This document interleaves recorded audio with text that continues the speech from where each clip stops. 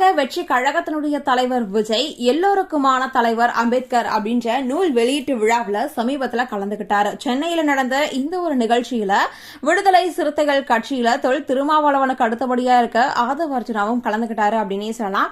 இந்த ஒரு நிகழ்ச்சி நடந்து முடிஞ்ச பிறகு பல விவாத பொருளாகவும் மாறுச்சு அப்படின்னே சொல்லலாம். ஏன் என்ன ஆச்சு அப்படின்னு பார்த்தோம்னா, இந்த ஒரு நிகழ்ச்சியில ஆதவ அர்ஜுனா பேசும்போது திமுக அரசு ரொம்பவே குற்றம் சாட்டி இருந்தாரு. என்ன பேசியிருந்தாரு அப்படின்னா, நாம மன்னராட்சியை ஒழிக்க வேண்டிய கட்டாயத்துல இருக்கும், கண்டிப்பா ஒழிச்சே ஆகணும் அப்படின்ற மாதிரி பேசினாரு. அதே மாதிரியே அடுத்ததா தமிழக வெற்றி கழகத்தினுடைய தலைவர் விஜய் பேசும்போது திமுக அரசு ரொம்பவே குற்றம் சாட்டி பேசியிருந்தாரு. வேங்கை வயல்ல என்ன நடந்ததுன்னு தெரியுமா, அதுக்கு தமிழக அரசு ஒன்னும் பண்ணல அப்படின்ற மாதிரி திமுக அரசை ரொம்பவே குற்றம் சாட்டி இருந்தாரு.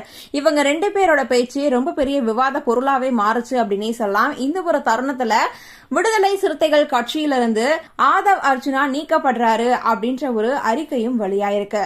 விடுதலை சிறுத்தைகள்ல இருந்து இவரை நீக்கிட்டாங்க, ஒருவேளை தமிழக வெற்றி கழகத்துல இவர் இணைவாரா அப்படின்னு பல கேள்விகளும் இப்ப எழுப்பப்பட்டு இருக்கு அப்படின்னே சொல்லலாம். ஆனா இதுக்கான பதில நம்ம வெயிட் பண்ணி தான் பார்க்கணும் அப்படின்னே சொல்லலாம். இப்போ விடுதலை சிறுத்தைகள் கட்சியில இருந்து ஒரு கடிதம் வெளியாயிருக்கு. என்ன அப்படின்னு பார்த்தோம்னா, ஒழுங்கு நடவடிக்கை அறிவிப்பு அப்படின்ற ஒரு தலைப்புல கட்சியின் துணை பொதுச் செயலாளர் திரு ஆதவ் அர்ஜுனா அவர்கள் அண்மை காலமாக கட்சியின் நலன்களுக்கு பாதிப்பை ஏற்படுத்தும் வகையில் செயல்பட்டு வருகிறார் என்பது தலைமை நிர்வாகத்தின் கவனத்திற்கு தெரிய வந்தது.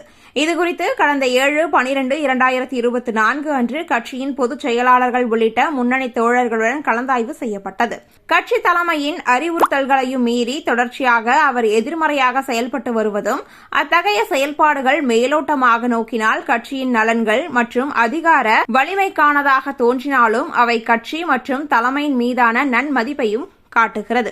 இதனால் இத்தகைய போக்குகள் கட்சி பொறுப்பாளர்களிடையே நிலவும் கட்டுக்கோப்பை சீர்குலைக்கும் வகையில் கட்சிக்குள்ளேயே ஒரு எதிர்மறை தாக்கத்தை ஏற்படுத்தியுள்ளது. அத்துடன் கட்சியினருக்கு இது தவறான முன்மாதிரியாக அமைந்துவிடும் என்கின்ற சூழலையும் உருவாக்கியுள்ளது. இத்தகைய சூழலை கருத்தில் கொண்டு கட்சியின் நலன்களை முன்னிறுத்தி கட்சித் தலைவர் மற்றும் பொதுச் செயலாளர்கள் ஆகிய மூவர் உள்ளடங்கிய தலைமை நிர்வாக குழுவில் திரு ஆதவ் அர்ஜுனா அவர்கள் மீது ஒழுங்கு நடவடிக்கை மேற்கொள்வதென தீர்மானிக்கப்பட்டது.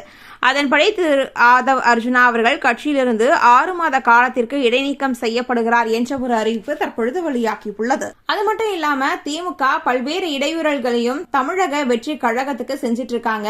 கொடியேற்ற அனுமதி மறுப்பு, நிவாரணப் பொருட்கள் கொடுக்க அனுமதி மறுப்பு அப்படின்னு காவல்துறையை வச்சு தடுத்து இடையூறும் செஞ்சிட்டு இருக்காங்க.